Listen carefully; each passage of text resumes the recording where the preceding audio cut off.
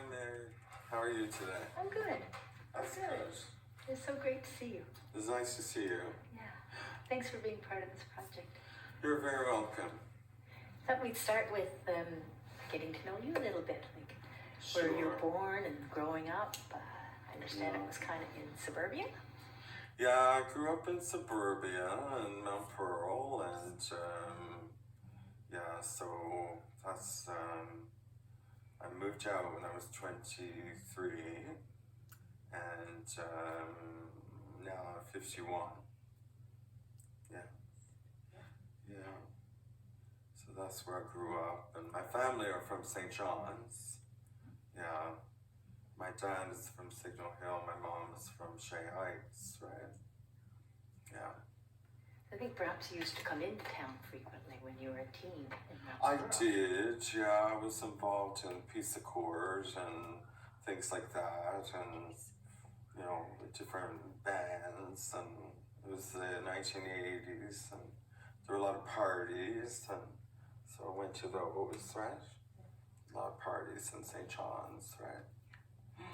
You're more of a downtown guy living in Mount Pearl.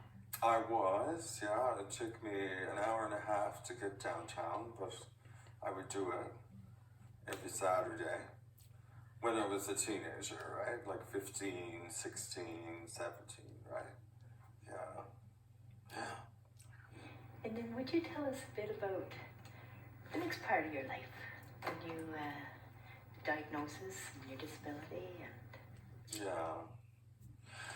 Well, what happened to me is that my grade 12 was really bad, and I had a severe depression in grade 12, and I failed half the year, and then by the time the spring came around, I kind of got a little bit up, so I managed to do really well in my publics, and I managed to get really good marks when I graduated high school, right? So when I got my high school marks, they were really good, and I was an honor student. I had straight A's, right? And a lot of my friends and family were in shock because, like, my grades went up a lot, but I could study for the publics. I wasn't depressed, right? And then I went to French immersion, and I had a bit of culture shock and I had a depression when I first arrived at Jean-Pierre, Quebec, and I struggled with that. I couldn't sleep, and my anxiety was really high, and then I came out of that, and when I started to sleep, I actually went into a manic episode. So by the time I came back, I was manic, and then I started to have delusions of grandeur, and I got into trouble with the law and conflict with the law and under the Mental Health Act, and, you know, I ended up in the hospital, in the psychiatric ward at St. Clair's Hospital. Yeah. That must have been quite a shock. Well, it was not really a shock to me because when it all happened, you just kind of roll with everything because you're not really thinking clearly. So you accept what's happening to you in a different way, even though, like, I was a voluntary patient. I tried to escape St. Clair's a number of times because there was a couple of secret stairwells, and I figured out where they were. And but then the police would come and get me and bring me back, right? Yeah. I think you were telling me at one point that you had some experience too in younger years at the provincial psychiatric hospital that we call the Waterford. Yes. And that can you tell us about that experience? Or? Well, it was very different from St. Clair's. Like, I was in St. Clair's when I was 17 and I was 18. But when I was 20, they didn't have a bed at St. Clair's. I was manic yet again.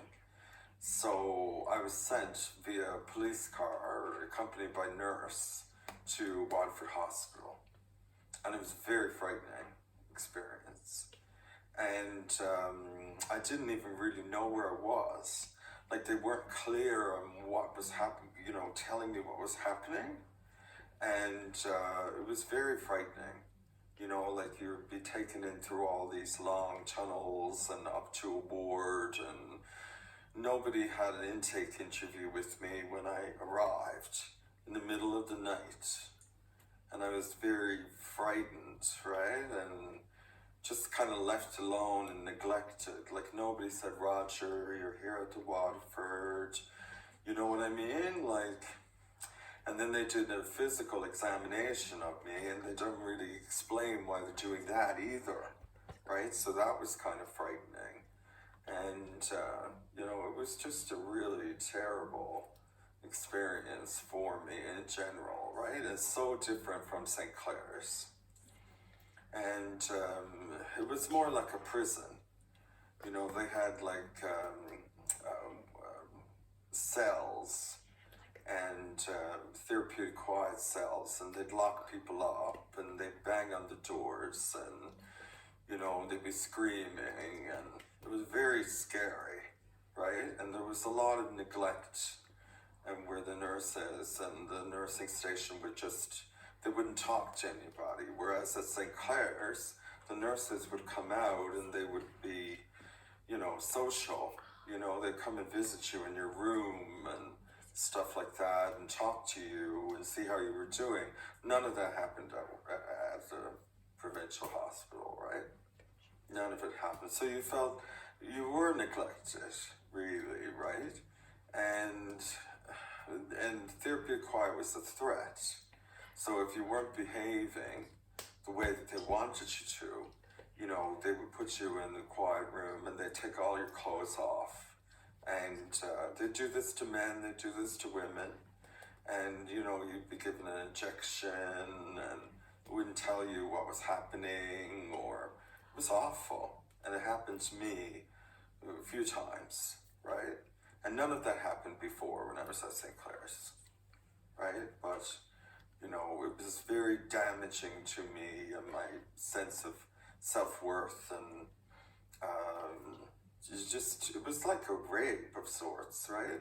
Because they don't tell you what's happening, and it's all just, you know, happens just like that, right? And then you got all these people restraining you, and it's very, very, very spooky, right? Yeah, and you're left in this therapeutic quiet room and on a mat with your underwear on and freezing cold, and you know, it was just horrid, right? Like you felt like you were a prisoner. I did anyway. Sounds more like punishment than treatment. Well, it felt like punishment, and you know, that's how you feel, right? You feel like you're being punished for going to a hospital, right? And it was a hospital, and if there was a lot of punishment, you know, like if a young woman, I remember seeing women get upset and cry, and they wouldn't even tolerate that. They bring them to therapeutic quiet. You know, you weren't even allowed to be upset. You know, it was common, right? And there was always somebody there, always somebody in the therapeutic quiet cell, right? If it wasn't me, it was somebody else. Yeah, it was common. Yeah. So, what would that do to you? Like when you left there, what was it like to come out of there? Well, you were victimized. Like I felt like a victim. You know, like I was just. I didn't know what to think, really. Like you're trying to process it and you have trauma from it.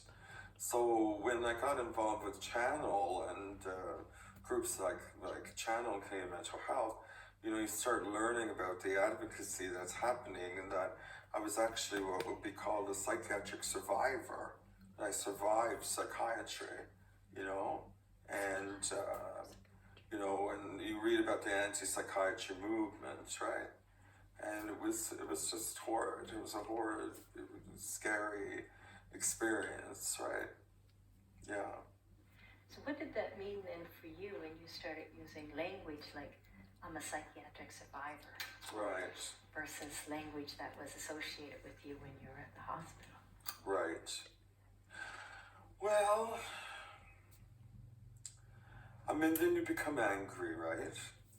And in that period of time that I got involved with Waterford Hospital, I found out about Channel, and Channel was just starting here, right?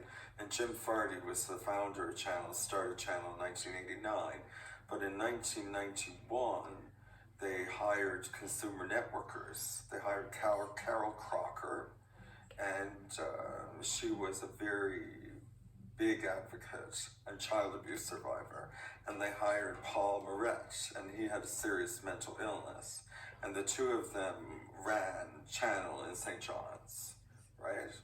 And they were on CBC one night, and I was watching the news with my family, and I said, I've got to get involved in Channel, right? So that's what I did, right? Channel was really revolutionary at the time, wasn't it? It was here, yeah, like it started in 1989, and there were groups before, like there was another group, Paul said, called the Mental Patients Alliance or something, like in the 70s or the 80s, but I don't know much about that. Like you'd have to talk to Paul about that, right? But he was involved with that. But Channel was a big self-help and advocacy group, right? They did advocacy work too, right? The Channel now is mostly peer support, self-help. They don't have an advocacy mandate, right? But at the time, we had an advocacy mandate. Yeah. As part of your work, Roger, you were executive director at Channel for a while.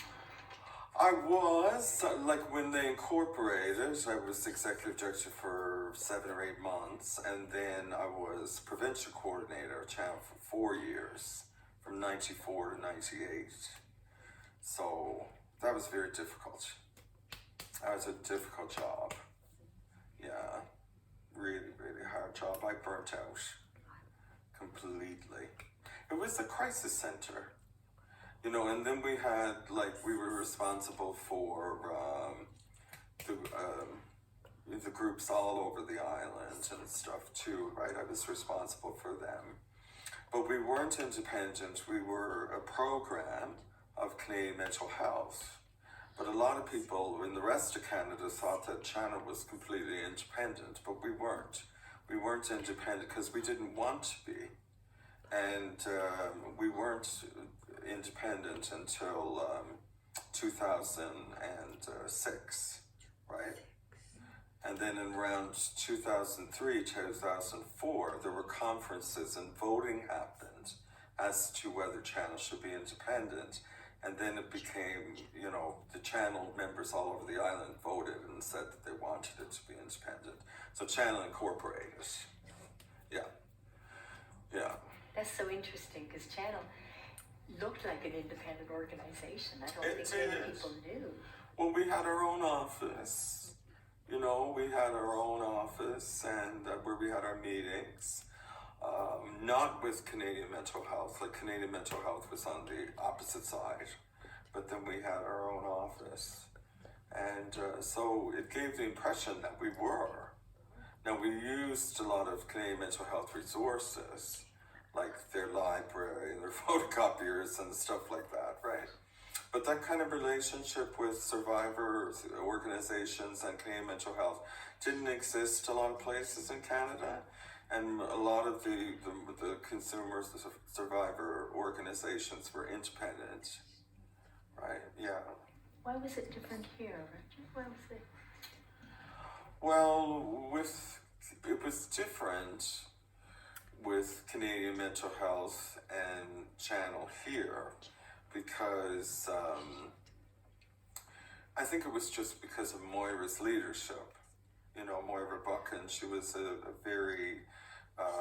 she was very progressive, you know, and she had access to all this funding to start Channel and to get the consumer networkers and to have And there was the Consumer Networking Project, but there was also another project where channel members were trained in St. John's to travel the island and teach other people how to run groups and things like that. And I was involved with that too.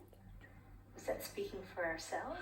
No, Speaking for Ourselves was separate again. Yeah. And that was the project that Moira was involved with.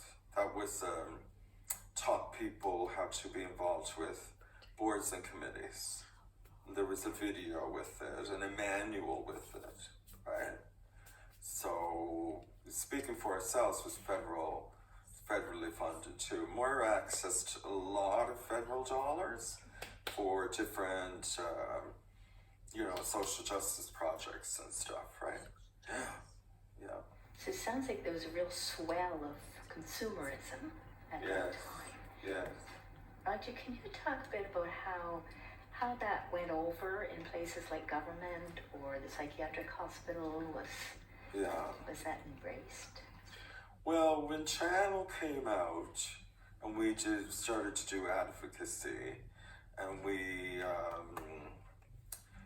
were very feared, because we were speaking out against the things that happened to us in the hospital, right? And the establishment and the management of the healthcare corporation, they were afraid of us. We got that impression, but we acted like a crisis center. And so we would accompany people to the hospital, to the Waterford, help try to get people admitted. And because a lot of people were leaving the hospital and they were suicidal without follow-up, right?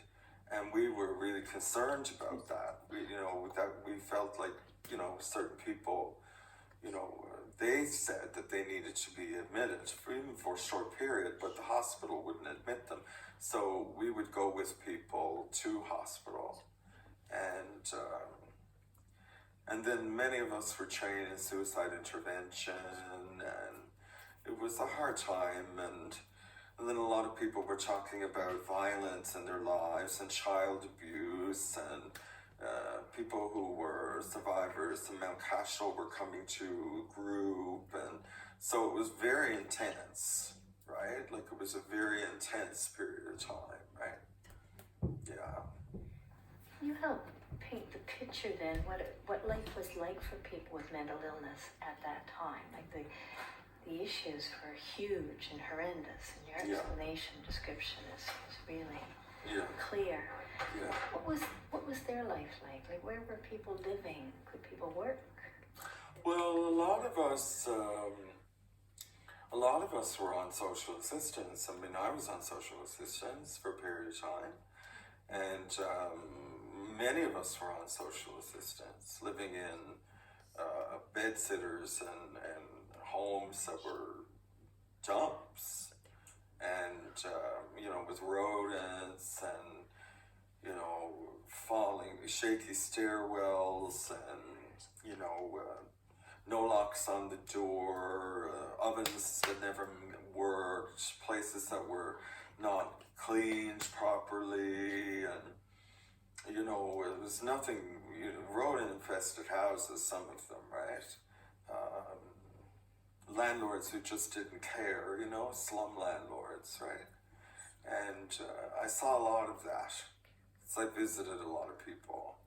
And I was in one of the better slums, right? But I still had to use vice grips to, turn off and on my shower, right? Like they wouldn't come in and fix the shower head, right? And then you get into difficulties too, because you got people with other types of difficulties. It could be drug addiction or alcoholism, and then you're trying to sleep, and people are intoxicated and they're cooking, and was very hard, right? It was a very hard time, right? And all these people living together, you know, like 5 or 6 people living together in a confined space, right? And it was very very hard. So people were poor, you know, and a lot of people in mental illness had no rights at the time, or they were just understanding that they would have rights. Because I believe that our rights for people with mental illness and mental disabilities came, you know, in the late 80s, early 90s, right? So in the early 90s, there was still broad discrimination. You know, the discrimination was still happening, even though, you know, we got our human rights, you know. It was, people weren't working, they weren't being hired, they were being fired, they didn't have stable housing, you know. It was a very difficult time. And then people weren't getting accommodated, like if they went to university. Like when I went to university, there was no such thing as accommodation for mental illness. Accommodation for me was a medical drop, right? So I had 3 medical drops when I was in university. And, you know, yeah. So there was that kind of stuff going on, and massive stigma. Stigma around whether you've been in the Waterford, stigma around, you know, if you were taking a certain bus to the Waterford, you know, those kinds of stigma. A lot of people with mental illness never had bank accounts, you know, so they would try to like get their checks cashed at supermarkets. They didn't have appropriate identification. Nobody was helping them get that. So there was massive stigma. And many people, it's not like it is now. Downtown is gentrified. But when in the early 90s, a lot of places downtown were dumps, right? Yeah. So it was a very different situation 20 years ago, 25 years ago. Yeah. I think you've mentioned to me too about in the past about how at that time recovery wasn't talked about. Could you talk a bit about that? Why there's no such thing as recovery? There was no such thing as recovery back then. There was no such thing as the recovery model, because the recovery model, I don't think, had been invented. It was a movement in America. But in Canada, we were talking about empowerment. That's the language we were using, right? We were talking about determinants of health. So, but we weren't talking about the recovery philosophy.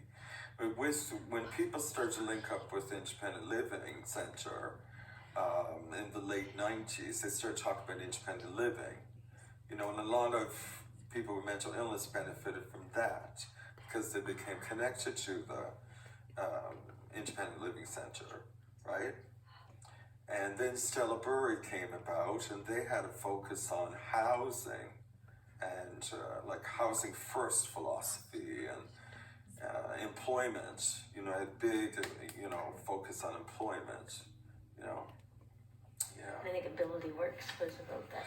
And Ability Works came about, and they were funded from the federal government. And all of the employment counselors that were working in the community came under one roof. So if you were working at Easter Seals, or if you were working at Canadian Mental Health, or you were working at Epilepsy, all these employment counselors came under one roof, and there was a big employment center downtown called Ability Works, and that was in the late 90s too, right? Yeah. Was that a good model? Well, a lot of people liked it. You know, I think it was because, I think it was that they felt like they were important because, you know, they had resources there, and it was a very professional looking building, and, you know, they felt like, hey, I'm a person with a disability and I get to go here and I get to access federal government funding, and I think it made people feel more important, you know, and because there was an actual building, you know, that was specifically for people with disabilities, right? Yeah. And I think too, part of your work was helping, working in the field of career development and employment through the ILRC. Yeah. So that's part of your work too. Yes, and I did that for 8 years. I did it from 98 to 2006. You worked as an employment counselor. I worked as an employment counselor with the Independent Living Resource Center, which is now Empower, right? So that was a hard job, you know, and because 40% of the people that I worked with had labor force attachment to college, university, or the workplace. So the government told me that was good. But then 60% of the people I was working with never got jobs, never got into college, never got into university. So it was hard on me. Like they said that statistically it was good results, but it was hard on me because I knew certain people had files that were, you know, 100 pages, 200 pages of you know, resumes and cover letters, and they never got anywhere. What was blocking them? I think it was a certain disability, like certain disabilities were people who were deaf had a difficulty, real hard difficulty getting jobs, really hard difficulty, and individuals had multiple disabilities, had difficulty getting jobs. You know, if you had like, you know, if you were a person who was blind and you had mental illness, something like that, then you might have difficulty, right? And, but a lot of other people were managing, right? But it was empowering for people to even try to get a job, you know? It was empowering for people to the process, even if they decided to give up, right? It was still empowering, the process was, right? Just to think that it could be possible. Because a lot of people who were working with me were older, were much older than me. And they would have been like in their 40s, 50s, 60s with no labor force attachment, right? So it was hard for them to get jobs because they had no labor force and no work history, right? Nobody would hire them. But also empowering to come to you. Yeah. And here you are saying you can work and you can make these very. Well, that's what I believed, right? Like that's what I had to believe. What did you believe? I believed that it was possible for everybody to work, right? That's what I had to believe, that to practice independent living. I felt I had to believe that it was possible for everyone to find a job, and I did believe that. Roger, you mentioned the anti-psychiatry movement. Can you talk more about that and help us understand that? There are people in psychiatry who have been patients in the hospitals who they don't believe that mental illness exists.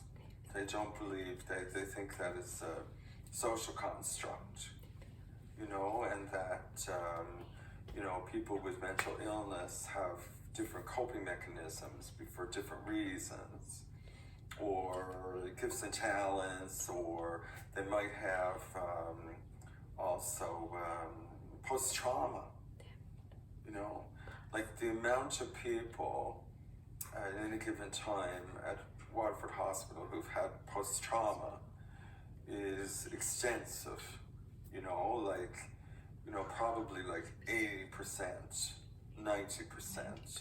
They ask you questions when they come in the door. They really shouldn't, you know, because it could trigger, you know, how you're going to behave in the first few days that you're there, right? But they ask you very personal questions when you're admitted to the hospital. And, you know, then, you know, people, you know, especially people who have had violence in their background or child abuse, and then you can imagine what it's like to be restrained, you know, put in a therapeutic quiet cell. It's like, you know, you're being traumatized all over again. And so people have to deal with their trauma that they experienced in the hospitals. And some people don't want to be on the medications. Like the medications in particular, the antipsychotics are very powerful. And, you know, they take away people's ability to be creative or even to get out of bed. I mean, sometimes I've been discharged from hospital on so many drugs that I sleep 16 hours a day. Now that's not life. I'm symptom free, right? But I sleep 16 hours a day. And that's something that's talked about a lot in recovery now, is that, you know, everybody with mental health issues has a threshold where they can handle their symptoms, you know? Like, I can be very manic and nobody would know. I can be very depressed and nobody would know. And it's up to me, with my doctor and with my friends and family, to figure out, you know, how I'm going to handle, you know, my mood disorder, because I have bipolar disorder. Now, some people in the anti-psychiatry movement, they don't believe that. They don't believe that bipolar exists. They say that people have bipolarity, you know, and you have an extreme, you have extremes of depression and extremes of mania. But whether bipolar is an illness, some people don't believe it, right, in anti-psychiatry. And a lot of people years later diagnosed with these illnesses go off their medications completely. And myself, I battle with my meds. I need some of them, you know, for sure. And you know, but I'm still in the anti-psychiatry movement. You know, there's been so much damage by psychiatrists to people. And then you have psychiatrists, let's say, who are not ethical. You know, not all psychiatrists are bad, don't get me wrong, but there are, you know, in some cases there's a severe abuse of power, you know, like in the prison system here. Okay, I will say this. Now, there are a lot of people nowadays who have mental illness and also become in conflict with the law, okay? I mean, I did one time. I had to do, I became manic and I had to do a consolidation. You know, I got access to thousands and thousands of dollars, right, from my credit, when my credit was good. And I had to consolidate, and it was a legal matter. Now, with other people, some people might, they might become, they might have a delusional thought or be paranoid, and they might break a window, you know? Or they might do something minor, like they might shove someone, you know?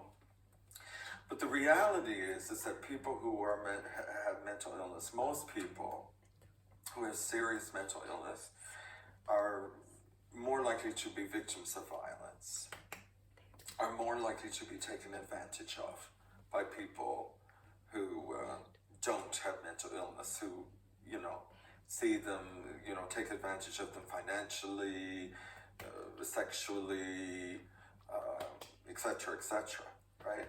But there's the individuals who create crimes, like serious crimes, like a murder in a psychosis, is very, very, very rare.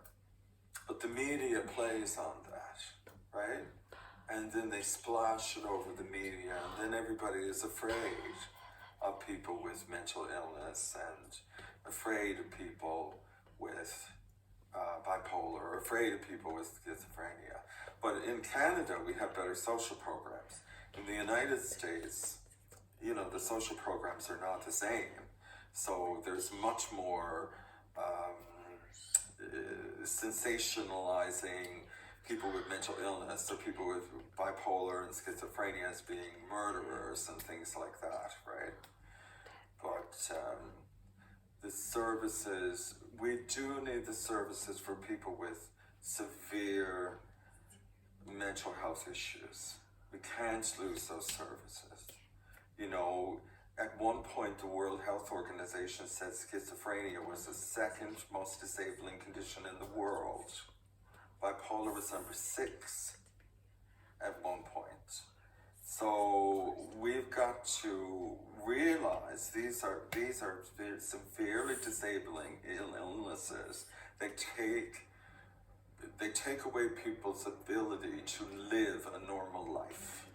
Like me, I have severe depression 70 days of the year. I fight with severe depression and suicidal thoughts for 3 months of the year. I lock myself in my house. I tell everybody I'm sick, and I try to avoid the hospital. And it is hell, but I'm going through that, right? I should have home care. I should have somebody help me in the shower. I should have somebody cooking me meals, but I don't have it because of people think, oh, well, Roger will be fine. One day Roger might not be fine. One day Roger might end his life. And just because I'm fine right now doesn't mean the next time I get depressed, I don't carry out my plans.